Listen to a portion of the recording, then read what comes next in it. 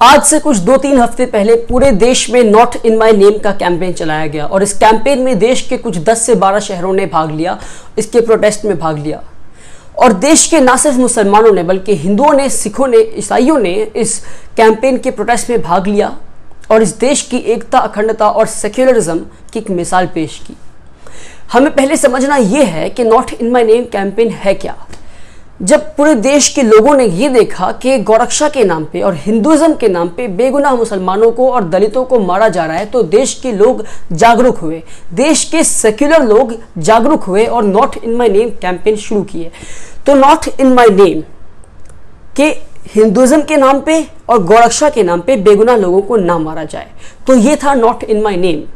और आज जब पूरा देश not in my name campaign को एक सेक्युलर नज़रिए से देख रहा है, मैं आपसे पूछना चाहता हूं कि क्या not in my name campaign हकीकत में सेक्युलर है?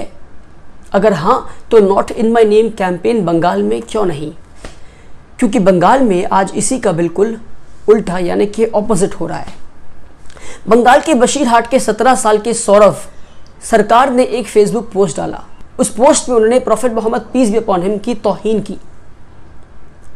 तो मेरा मानना है कि उसके खिलाफ कड़ी से कड़ी कार्रवाई करनी चाहिए और मुसलमानों को एकजुट होकर प्रोटेस्ट करना चाहिए। प्रोटेस्ट मगर लीगल दायरे में, लॉ के दायरे में।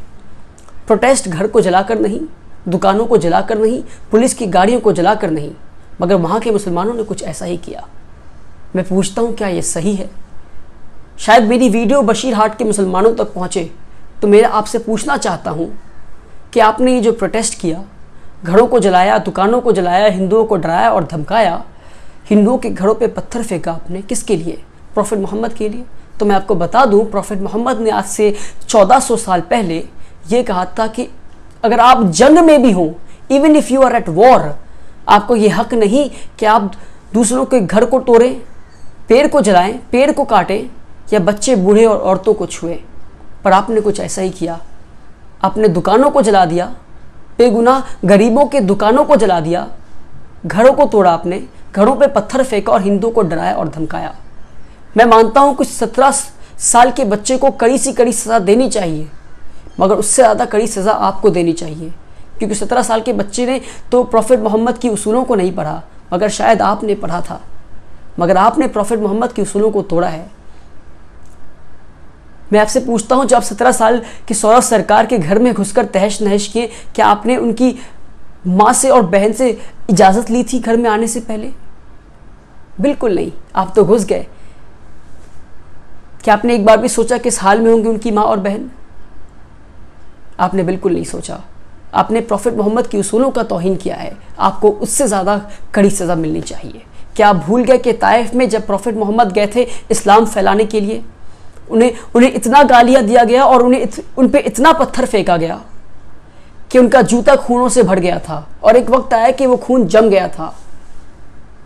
पर फिर भी प्रॉफेट मोहम्मद ने कहा कि I have come here for mercy, मैं यहाँ रहमत के लिए आया हूँ। वो नबी जो गालियां खाकर, पत्थर खाकर भी कहता है कि मैं यहाँ रहमत के लिए आया हूँ, मैं यहाँ मर्सी के लिए आया हूँ, उस नबी के नाम पे आज आप ये सब कर रहे हो। किसने दिया आपको ये हक? इस्लाम को बदनाम ना करें आप। इस्लाम के नाम पे और प्रॉफेट मोहम्मद के नाम पे ये सब बंद कर दें आप। सो आई से yes, not in my name. और बशीरहाट के मुसलमानों को और पूरे बंगाल के मुसलमानों से मेरी विनती है कि आप प्रोटेस्ट करें, मगर लीगल दायरे में और शरिया के दायरे में, इस देश के लॉ के दायरे में और शरिया लॉ के दायरे में।